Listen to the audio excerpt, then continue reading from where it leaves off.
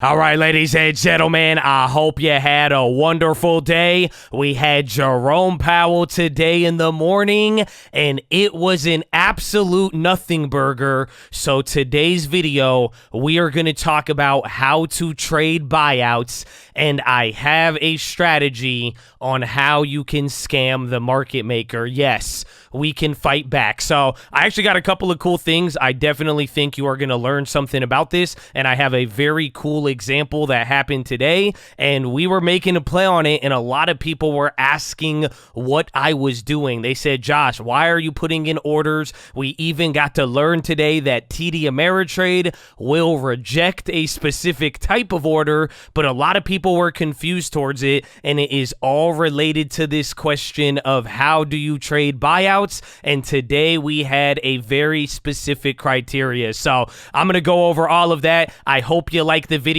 I hope we see you on stream, youtube.com/the stock market. We are live every day, but we also have Jerome Powell again tomorrow. Maybe he says something on day 2, but we'll find out. But Chad, let's get right into it. I'm sure you have seen this many times. You're watching a stock or you see out of nowhere a stock makes a 2 to 5% move and then it gets halted, and then you start to proceed to find out why it is halted. It's either you're in the Chad, you know why. Maybe you're not in the Chad, you're scrambling around. Yeah, that's my plug for the Chad. But the whole point is you watch the stock move, there's a halt, and then as the story unfolds, you proceed to find out that there is a buyout. When this happens now, what are you supposed to do? Are you supposed to trade every buyout the same? The answer is no, and I'm going to show you why. So the stock we're looking at right here, this is Root, and this happened today. As you're seeing, the stock is up 119% after hours,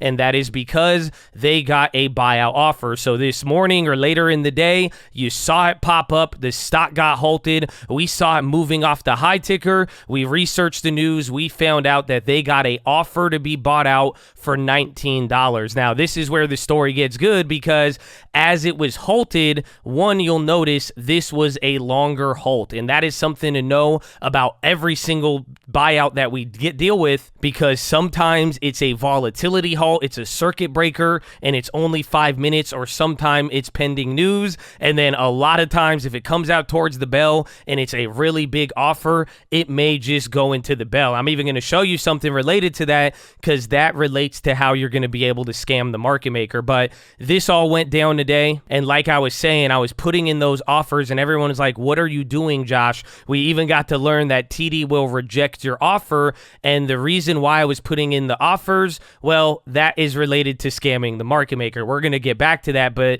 let's talk about why I proceeded to do that, because if you've been watching, I do not do this on every single buyout. There is a criteria. So the first thing you should be looking for before going into putting orders, seeing if you could take advantage of any arbitrage, the number one thing you got to ask yourself about any buyout is, number one, what is the offer, or is there a speculated upon price? So in the case of Root today, it was halted, and during the halt, we found out that there was a real offer that had already been placed for $19.25. A lot of buyouts, you don't know the price, or there is speculation that somebody's putting in an offer, but you never get the full confirmation. So in this case today, this is what led me to say, oh wait, I might be able to scam the market maker, because I have a price, and then seeing the price of the stock, you're able to determine, hey, there's a little bit of upside. So that's the first thing. But how do you know there's an opportunity to scam the market? Don't be fooled. The stock market, the algorithms, they are very smart. So how do you know that there is what we call meat on the bone? Meaning, how do you know even after the halt or after the move, how do you know that you could buy it and make money? It is not always about the share price. So in this case, they're getting bought out for $19.25. People will be like, wow, I'm going to get $19.25. Yes, that is because we have the confirmation. In other instances, you might hear, oh, it's looking to be a $50 billion valuation or a $20 billion valuation. If you do get a number and not the price, you get a market cap and not the price of the stock, you have to determine now what is the enterprise value. So this is something you see me do a lot, and I hope you're able to learn from this, but it is simply take the market cap minus the debt, and that leaves you with the total value. So it's pretty much letting you know how much is being received after you pay off all the debt. Sometimes you hear about a buyout, it'll be a couple $2 billion, it'll sound like a lot, but if the stock has or the company has a lot of debt, it may not be that much. And then to figure out whether or not the stock is going to go up, you want to figure out the net amount. So in this case with Root, once we knew it was going to be $19, it eliminates this. We know even after their debt that everything is dealt with. So here's something quick you could do, even on Yahoo Finance. If you ever enter in a ticker and just go to statistics, it will show you the enterprise value. Again, it's taking the market cap of the stock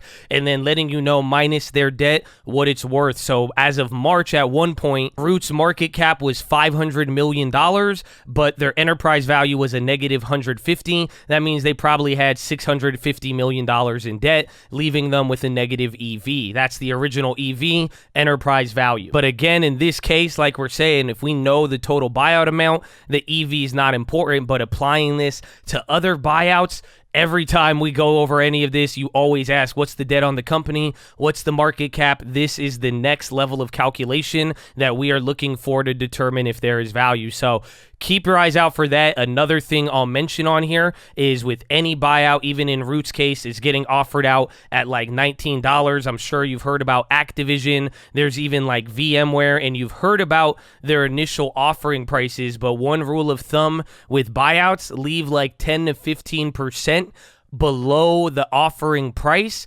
until the deal closes, meaning the stock might trade near where the offering is, but it's not going to hold the price per se. It all depends on the value being offered for the company, the type of deal, and what stage that deal is, and when it is going to close. But if it's longer out, there's risks to closing and all that, it might trade at a 10 to 15% discount to the price that's being offered because of how long it'll take to close, or people believing that the deal won't close. That is another huge element when factoring it in, because if you're like, oh, it's getting bought out at 100, it's trading at $89, you could buy it, but it's not going to trade all the way up to 100. It may level out at like $90 or something like that, all the way up until the deal closes. So keep that in mind. But now we get to answer the final question, knowing the offer price, the speculation, being aware of the enterprise value, and being aware of the cushion until closing. With all those three things now, how can you scam the market maker,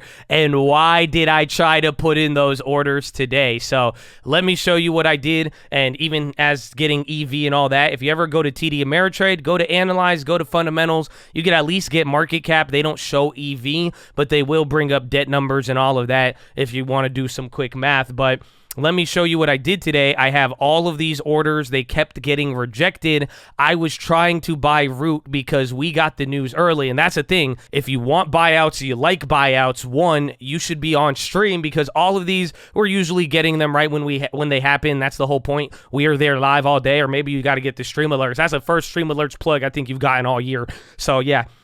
But the whole point is, we were reacting to this. I got this very, very early. It was halted within seconds, but I started putting in orders. I said 2,000 shares, $20,000 at 11.20. Then it said rejected because my limit price too aggressive. I didn't know that existed. I'm like 50, 60% up the value. And why did I do that?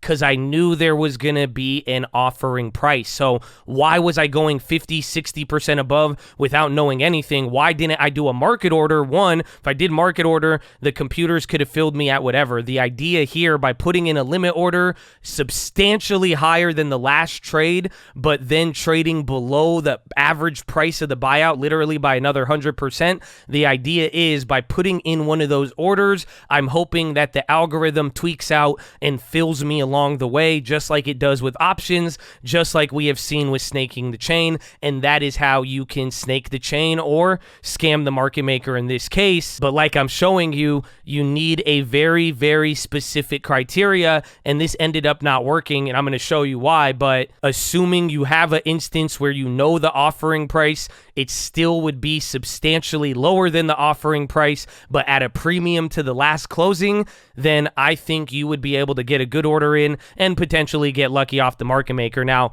none of this is a recommendation. You will lose money. Be very, very careful, but this is what I was trying to do today, and it kept rejecting my orders. It said 11.20 is too high, 11.10 was too high, 9.45. The only order it let me put in was 8.50, but then it expired. So this is where I messed up, because I should have done good till cancel or made sure that it went after hours, but it stayed halted till the end of the bell, and then right when the bell closed, it opened up. But you'll notice something about where the stock kind of opened up, and I hope you're able to learn from this. One, you're probably going to want to do good till canceled orders, but I just learned there is a limitation in terms of how most people can generally bid on one of these stocks. So the lowest candle that got filled along the way was 11.50. It was still slightly higher than my highest order. Again, 50% higher was what I was looking to go for, and that instantly went up, but it was about like $2, $3 higher than even TD Ameritrade would have let me offer. But the point I'm trying to tell you, in other circumstances, I think you could pull this off, and once you have this information for any buyout, you're going to be able to see, hey, is it worth the trade? Can I squeeze something out of it? And then especially if there's a lot of volatility, hopefully you're going to be able to take advantage of it. So Chad, let me know if this helps. That is everything. I will see you tomorrow for Powell. I don't know. I made a couple plays. I closed out NVIDIA and all that, but really focusing on the bond plays and going from there. And guess what? Before you know it, it's earnings, baby. And that's going to be a lot of the plays. And this was supposed to be the thumbnail, Chad. I don't know. I need thumbnail. This thumbnail posted. But Chad, that is your watch list, ladies and gentlemen. Make sure hydrate healthy, ready to go. Make sure post your watch list. Make sure we see you there in the morning. I need the armor on. I need the helmet shining. I need you to remember to embrace this season. Whatever it is, don't fight it. Embrace it. Keep moving forward. Keep pushing, and you will soon realize you're unstoppable, baby. So, Chad, drink that water. Stay hydrated, healthy, all that good stuff. I will see you in the morning. Hopefully, we get some buyout news, and you're prepared for all of it. But get ready for Powell. And we're going to... the microwave. Okay, now, hold on. I feel awkward when you're looking at me, because this is what I do. Okay, it's weird. It don't sound. I'm late. Horn.